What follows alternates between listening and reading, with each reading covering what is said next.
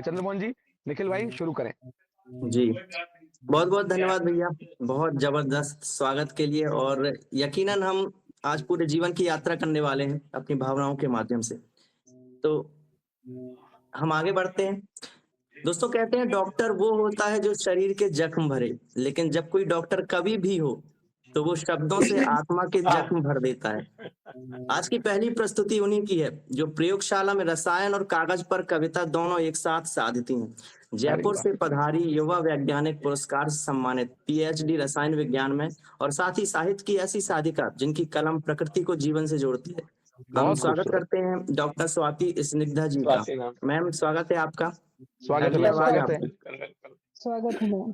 हाँ, बहुत बहुत बहुत धन्यवाद सर। आवाज क्लियर है, आ रही है आपको? जी, जी, बिल्कुल।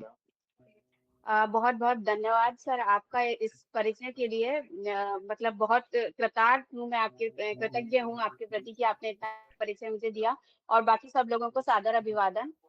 ये हमारा और सीएम सर की वजह से ये हमें मंच प्राप्त हुआ है कि हम सब एक दूसरे से जुड़ पा रहे हैं, जान पा रहे हैं, एक दूसरे को सुन पा रहे हैं। तो उसके लिए बहुत कृतार्थ हूँ मैं। सर ने बताया कि मैं जयपुर से हूँ, तो जयपुर राजस्थान की राजधानी और राजस्थान अपने रेत के घोरों के लिए प्रसिद्ध है, आप सब जानते जी, हैं। तो 2 लाइनों से मैं अपना परिचय देती हूँ, जो मतलब कविता की 2 लाइनें हैं जो मैं परिचय देती हूँ आपको कि स्वागत तपते है, ढोरों। स्वागत है। जी शुक्रिया।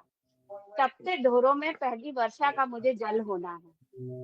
तपते ढोरों में पहली वर्षा का मुझे जल होना है। स्वाति की बूंद हूँ, किसी चातक की तपस्या का मुझे फल होना है।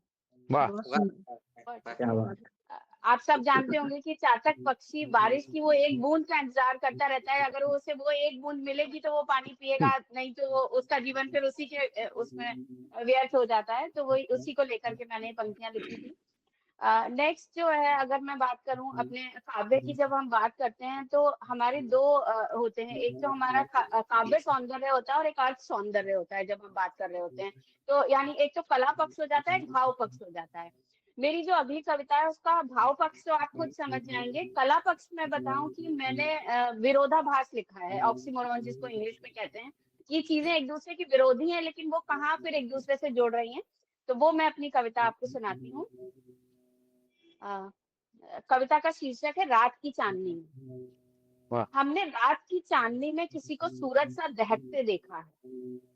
हमने रात की चांदनी में किसी को सूरज सा दहकते देखा है। जलते सूरज की रोशनी में किसी को तारे सा चमकते देखा है। क्या बात बहते दरिया की रवानी में किसी को हिमालय सा स्थिर देखा है।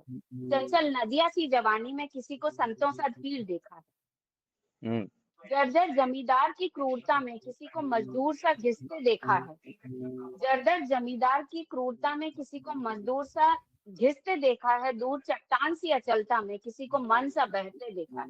मन से अरे! तेज गति किसी की नहीं होती, तो चट्टान की अचलता में मैं मन को बहता हुआ देख रही हूँ। दूर चट्टान सी अचलता में किसी को मन सा बहते देखा है।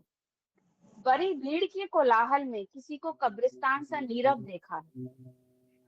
भरी भीड़ के कोलाहल में किसी को कब्रिस्तान सा नीरव देखा है। जलती देहों के शमशान में किसी को बुद्ध सा धीरज देखा है। बहुत क्या बात सुंदर। है। बहुत बहुत सुंदर। शुक्रिया, बहुत शुक्रिया।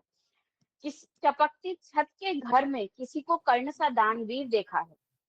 चपक कर्ण की दानवीरता प्रसिद्ध है महाभारत में। जी, जी, जी। बिल्कुल। चपकती छत के घर में किसी को कर्ण सा दानवीर देखा है। सोने से पटे दर में किसी को दुर्योधन सा शीर देखा है। अरे वाह! बहुत शुक्रिया। फटे आंचल के साए में किसी का सिर उठाता जमीर देखा है।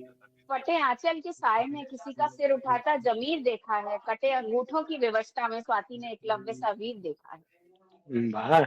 अरे वाह, वाह! बहुत बहुत अच्छा बढ़िया, है। बहुत खूबसूरत। बहुत बहुत सुंदर। अच्छे हैं, बहुत खूब। बहुत सुंदर।